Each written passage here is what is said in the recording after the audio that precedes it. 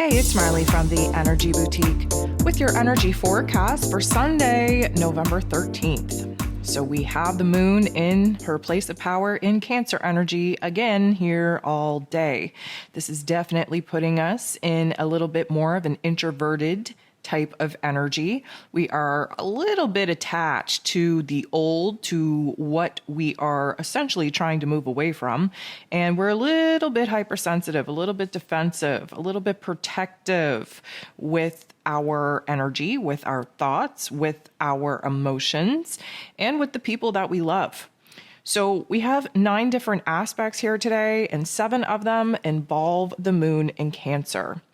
We have Venus making a sextile with Pluto very, very early on here today. This is a powerful energy and aspect because it's helping us, first of all, Venus with her empowerment story.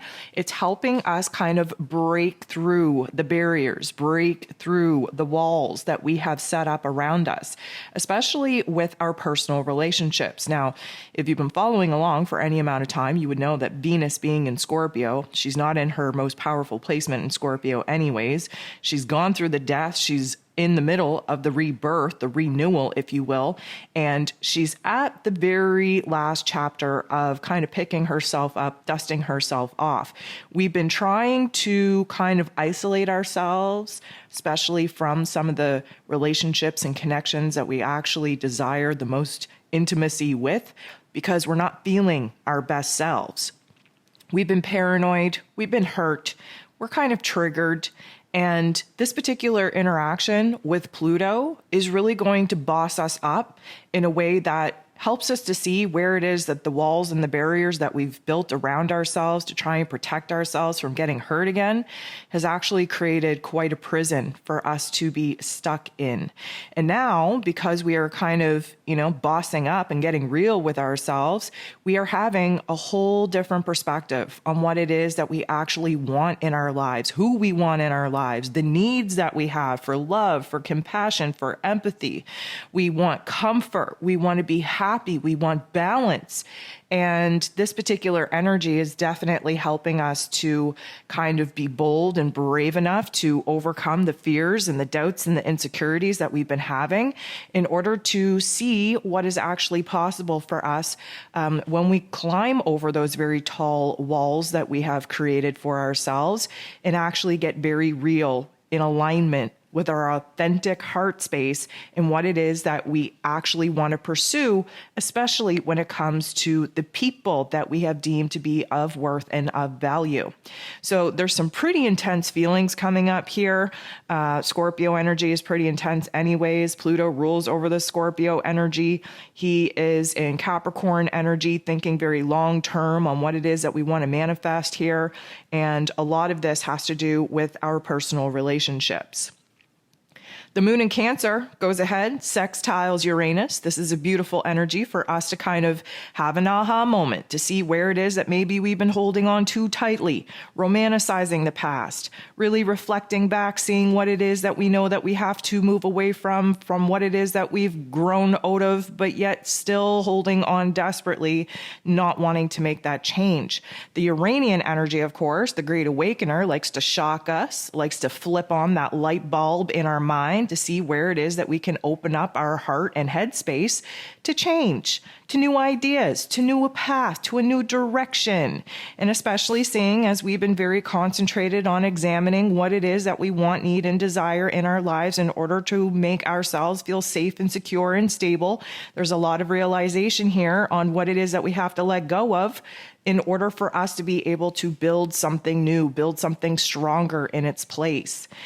Now, the moon is going to make a very awkward interaction with Saturn. This is kind of where the negative Nancy narrative comes in. Just when we were feeling all powerful, feeling like there was a little bit of a glimmer, a little bit of a hope for us to, boss up and make some changes, that negative Nancy narrative comes creeping back in. This is where the fears and the doubts and the insecurities become a little bit louder than all the positive thoughts and ideas and empowerment stories we just sat in. And this isn't meant to derail us, but it is meant to show us where it is that we are kind of being illuminated to new roles and responsibilities, where we have to boss out, where there's new soul contracts waiting to be initiated. Now, Mercury goes ahead and bumps into Mars in not the nicest way, and this is definitely going to agitate us to the nines, if you will. We are going to be very, very frustrated. Why? Because we don't feel understood. Even more than that, we're feeling frustration within our own selves because we're not able to articulate and actually truly express what it is that we're thinking and feeling in our inner realm to those that need to hear it in our outer realm.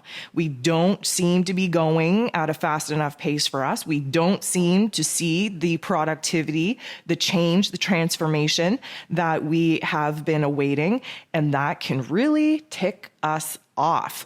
So whether it's communicating that is triggering, or whether it is the lack of productivity that is triggering, there's a lot of frustration coming up. And even more than that, even when we don't feel understood, or we don't feel seen, or we don't feel heard, everybody else is feeling the same thing. So now we're all kind of like attention whoring, and nobody's paying attention, nobody's listening, and we're all kind of standoffish because we do not feel like we're being acknowledged in the way that we would hope.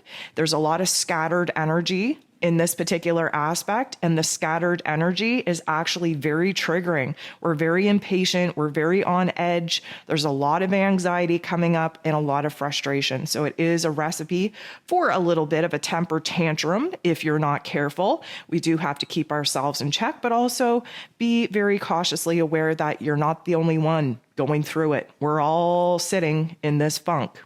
So the moon goes ahead and trines, which is a beautiful energy, with the sun. Of course, we get the water on water action from the Cancer energy of the moon, the Scorpio energy of the sun, and we are blending things together here to see what it is that needs to change. Not only that, we're here to acknowledge where it is that we have made changes, where there's been some growth, where there's been some healing, where there's been some aspects of building a brand new relationship, especially first and foremost with ourselves. We are really getting down to the nitty-gritty on where it is that we have to spend a little bit more time to nurture ourselves, to nourish ourselves, to cleanse ourselves of some of those negative frequencies, vibrations, thoughts, and emotions, and really kind of rewrite the script and regenerate, reinvent ourselves, which of course the Scorpio season is highly, highly supportive of. The moon goes ahead, trines Neptune, retrograde in Pisces, another water on water action. This is going to get us in touch with our higher selves, with our intuition, with our imagination, with our dreams, with our creativity. We have to force ourselves to move out of the here and now every now and then in order to live in la la land, so that we can keep that inspiration, that motivation at an all-time high. It's very hard right now to keep the spark, the flame, the fire, keep that burning within us. Again, we're in a water season, so we did kind of snuff that out a bit. But we also have to remember that if we only kind of look at our circumstances, at the details, at the facts of our personal matters, our personal environment in the here and now, we are kind of shutting the door on the magic, on the possibilities of what is possible for us in moving forward. The moon is going to interact with Mars in not the nicest way. And let me say that this is another trigger. Keep in mind, we're hypersensitive with the moon in Cancer, very defensive, very protective. Mars, being the ruler over our physical energy, our drive, our passions, our desires, is retrograde in Gemini, which means he is ultra frustrated from not being able to take action and move forward. Because of this, we are kind of in a little bit of a tantrum state. We're very defensive, very edgy, and because of this, we could lash out. We could project our not so nice thoughts and feelings onto other people if we're careful, and really make a mess of some of the conversations that we really didn't intend to fall apart and go the way that they will if we're not careful of our tone, of our thoughts, of our defensiveness. The moon goes ahead and trines Mercury. Again, some water on water action with Mercury being in Scorpio. And this is definitely putting our heart and our head on the same page. Again, you hear me say often that sometimes we need to sit in conflict and tension in order for us to kind of have an aha moment, a realization on what it is that we need to do from here. The moon in Cancer, again, very focused on where we need safety, security, stability in our lives, especially in our personal relationships and in our emotions. And Mercury, of course, being in Scorpio energy, is very intuitive, trying to get to the bottom of the truth, the bottom of the barrel on what it is that we need to do from here, what needs to end, what needs to be kind of rebirthed, rewritten, if you will. And if you're given an opportunity to communicate, as long as you keep yourself in check, that ego part of yourself that we could very easily fly off the handle and throw a tantrum.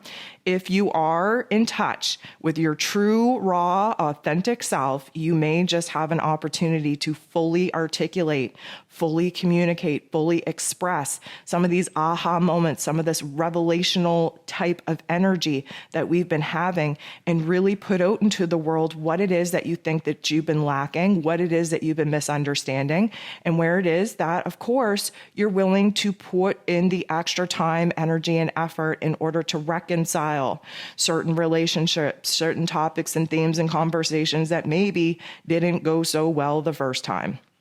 The last aspect that we have here today is the moon making a positive aspect with the true node. The true node, of course, is our soul's path, our destiny point, the direction that we need to be on in order to kind of be inspired with this new soul purpose, with this soul mission. Now, many of us very confused on what these next steps are.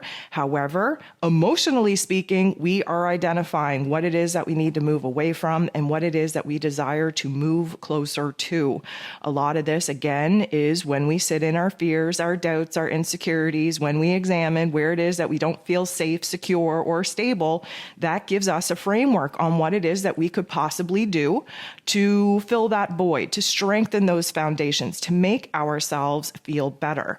So this does kind of suggest that we're having some aha moments, and from that, maybe strategizing a certain path, a certain plan, if nothing else, a baby step forward in the right direction.